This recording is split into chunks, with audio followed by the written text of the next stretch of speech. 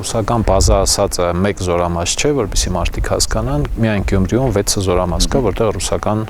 տարբեր ստորաբաժանումներ կան։ Այս մեկը դրանցից մեկն է եւ պնդում ու ասում են, որ այստեղից ինքը եղել է ժամապահ, պահակություն է կատարել ինչ որ մի կետում այս զորամասի։ Զորամասը շատ մեծ չէ, այս մեկը կարմիր բերդն է կամ կարմիր ղուլ է, ինչպես ասում են։ Չէ, հիմա որևէ մեկը այդ հարցի պատասխանը չունի, դրա պատասխանը ուղիղ կապված է մոտիվի հետ, թե ինչու պիտի այդ սպանությունը կազմակերպվեր եւ իրականացվեր։ Ավելին, չկա այն հարցի պատասխանը, թե արդյոք մենակ է եղել, թե հետեւելի մարդիկ են եղել։ Ընդամենը ես կարծում եմ, որ ապացուցված է միայն այն, որ զորամասից տասալկություն է արել հենց Պերմյակովը զենքով եւ այդ զենքը գտել են սպանության վայրում։ Մնացած պատասխանները, որոնք հնչել են մասնակիորեն այսպես թե այնպես, ես ինքս լուրջ հավատ չեմ ընծայում եւ շատերը կան, որ կասկածում են, որ ամբողջությամբ այն պատկերն է եղել, ինչ նկարագրում են, ինչ ներկայացնում են հանրությանը, որ իբր դա եղել է մեկ հոգու կատարած հանցագործություն, պատճառները մնում են շատ առեղծվածային, որովհետեւ մեկը ինչ-որ լուրջ կերպով չի կարող ընդունել այն պատմությունները, որոնք պատմում են։ Որպեսզի պատկերացնեն մարդիկ, Երևանի աշխարհագրության վրա օրինակ բերեմ, ասենք հյուսիս-արևմտյան մասից, 15-րդ թաղամասից, կվարտալից պատկերացրեք մարտահասնի Թոխմախ գյուղի կողմերը։ Այսինքն ամբողջ քաղաքի կենտրոնը պետք է անցնես կամ ինչ-որ մի ճանապարհով պետք է։ Գյումրու դեպքում դա մոտավորապես 4.5-5 կիլոմետր է ավտո ճանապարհային քարտեզով։ Ուղիղ գծով մի 3.5 ասենք։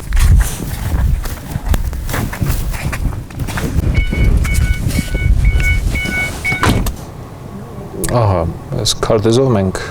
այստեղ ենք, Գյումրու հյուսիս արևմտյան եզրին ենք փաստորեն։ Եվ նշել եմ Ավետիսյանների տունը, որը գտնվում է հարավ-արևելյան կողմում, ճիշտ է քաղաքի ծայրամասում չէ տունը, բայց զորամասը ծայրամասում է, ինչպես տեսնում եք։ Սա առաջարկած ամենաօպտիմալ ճանապարհն է մոտ 12 րոպե ավտոմեքենայով եւ 4.7 կիլոմետր։ Հիմա ասենք այս ճանապարհներից մեկով, տեսեք, ոտքով սա պիտի լինի մոտավորապես առնվազն 1 ժամ։ 1 ժամ։ Առնվազն, եթե ուղիղ հատուկ մարդը նպատակ ունենա ուղիղ գնալ առանց որոնումների, դեգերումների, 1 ժամում պիտի այսինքն եթե տեղը իմանալ, այո։ 1 ժամ։ Հա, բայց որևէ ինչ-որ հիմք չկա կարծելու, որ նպատակային թիրախ է եղել, առայժմ չկա այդպիսի ինչ-որ ապացույց, հա։ Պերմյակովը նոր զինակոչված ծառայող էր, տեղանքին ծանոթ չէր։ 1 ամսվա զինծառայող է ասում են այստեղ։ Շատ քիչ հավանական։ Իսկ մինչ այդ ինքը կես տարի ծառայել է Ռուսաստանում եւ 1 ամիս այստեղ, գուցե 1-2 անգամ ազատ ստացած դուրս եկած լինի քաղաք, այսինքն նպատակով այնտեղ գնալու համար պիտի պատրաստեին, էլի կամ պիտի պատրաստվեր։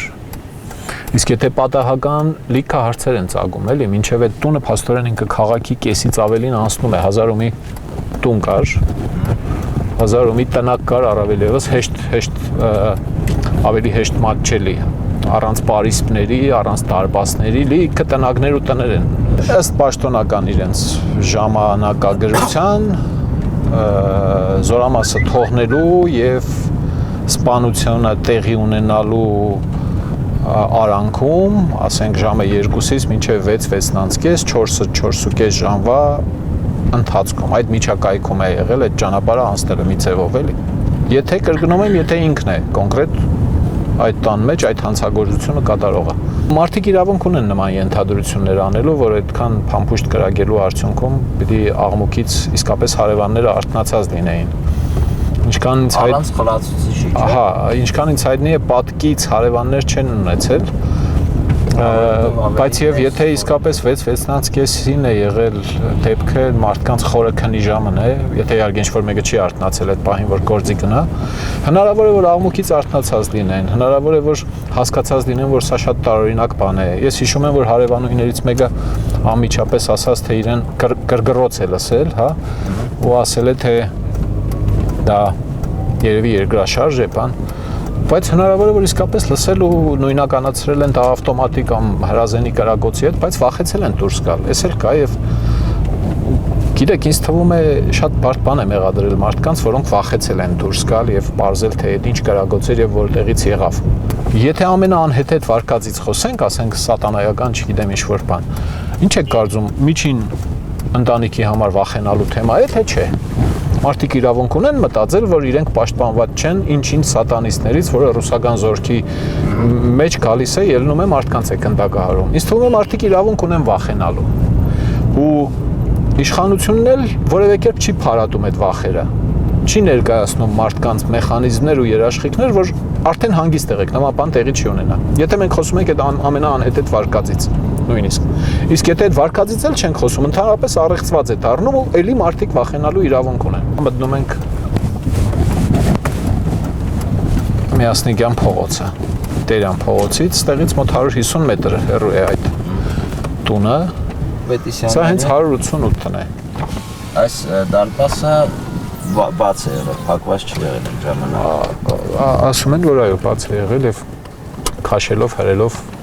ինքը միտեղ ասել էր, ես հրելով եմ մտել ներս, հա, բայց դարպասը տեսնում եք, որ քաշելով պիտի ներս մտնեին։ Եվ փակում միայն այդ ընտանիքն է։ Այստեղից մի 60 մետր առաջ պիտի քայլեր։ Հետո աջ, որ հասներ Ավետիսյանների տանը, բագում Ոստանի նման մի բան կա։ Այսինքն բավականին խորն է տեղակայված։ Հա, դե տեսեք լիքը տներ են, ոչ մեկին իհարկե նման դժբախտություն որևէ մեկս չենք ցանկանում, ինչու հատկապես այս մեկը, հա։ Տեսեք այս արանքը նայեք։ Այս արանքից ճանապարհ կա, ոտքի ճանապարհ, որը դուրս է գալիս դեպի երկաթգից։ Սա ամենակարճն է, պարզապես դրա համար ես ձեր ուշադրությունը հրավիրեցի դրա վրա։ Սա դուրս է գալիս Երևանյան խճուղի, որտեղ կա մայրուղի է, որտեղ երկաթգիծն է անցնում, դրան զուգահեռ Որտեղ ճանապարհով հնարավոր էր գնալ։ Հեշտությամբ կարող էր կպնել ինչ-որ մի գնացքի գնալ հասնել այդ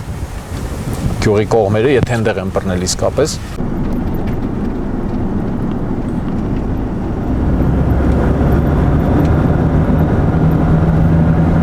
Պաստորեն, սա այն տեղն է, Սա այն վարկածն է, հա,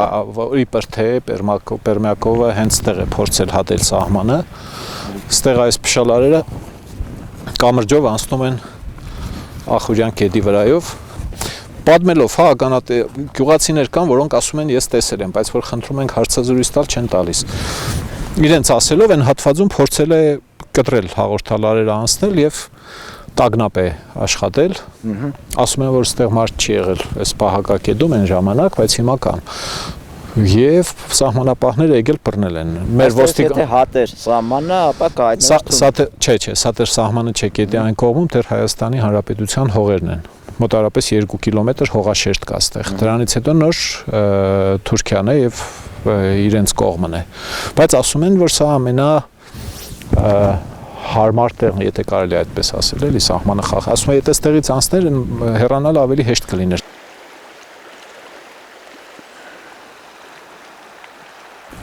Հայ իրավաբանների գործողությունները նաև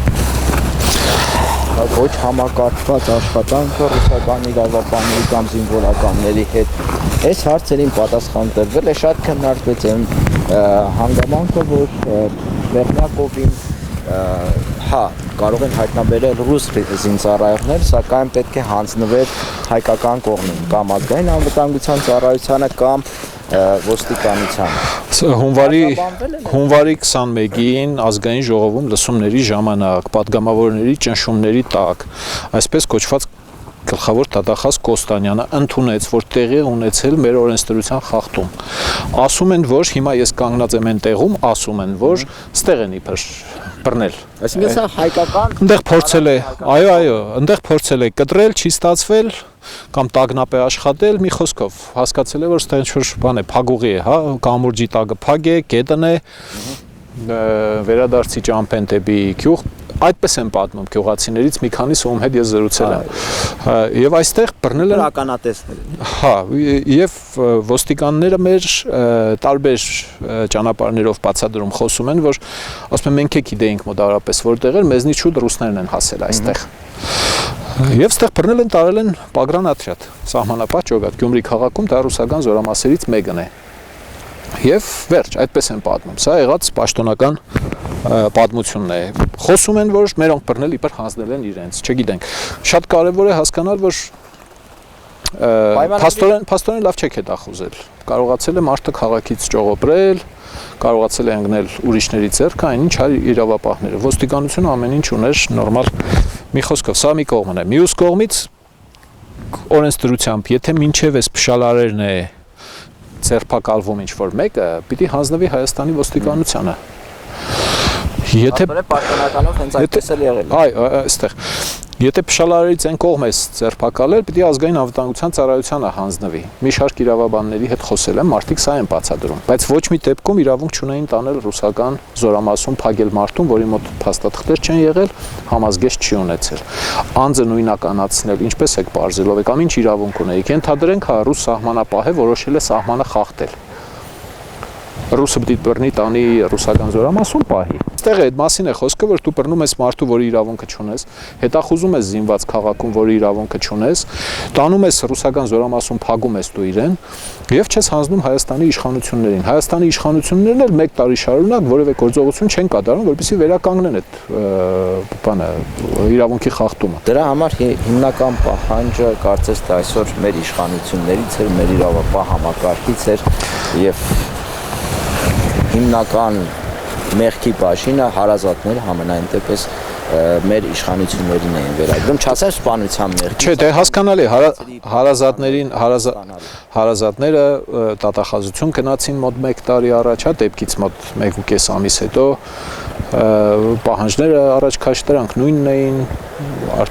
բացահայտում հանցագործության։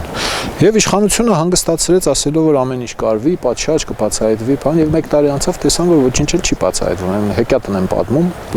որին ոչ մեկը չի հավատում։ Եվ այսօր հարազատները փոփոխվել էին եւ ասացին, որ իրենք բոյկոտելու են դատական նիստերը, քանի դրանք ընթանում են ռուսական զորամասի տարածքում։ Եվ իսկապես դրա համար որևէ իրավական հիմք չկա։ Այսինքն դրա անհրաժեշտությունը չկա։ Պարզապես ռուսական կողմը իր զինվորին չի ուզում ռուսական զորամասի տարածքից դուրս թողնել։ 1 տարի անց եւ ոչ մի հարցի պատասխան կար։ Դե առաջին դատը, որը տեղի ունեցավ ռուսական կողմի դասալքության մասով, արագ շատ արագացված դատ փաստացի ու 10 տարվա ազատազրկման դատավճիռ ու մեջ էլի հակասական բաներ, փող էր պետք, սկզբում այդ փողը պետք չէր, սկզբում հաց ու ջուր էր պետք, ինչպես հիշում ենք, հետո փողը տաքսի եմ նստել, տաքսի էր նստել, տաքսիստից փող վերցնել, տաքսիստին թալանել, լիքը ուրիշ բաներ, մի խոսքով խոշոր հաշվով ոչ մի պատասխան չկա, ինչ որ մանր-մունար բաներ են, տասալիք է եղել, զենքով փախել է, զենքը կդել են սպանության վայրում,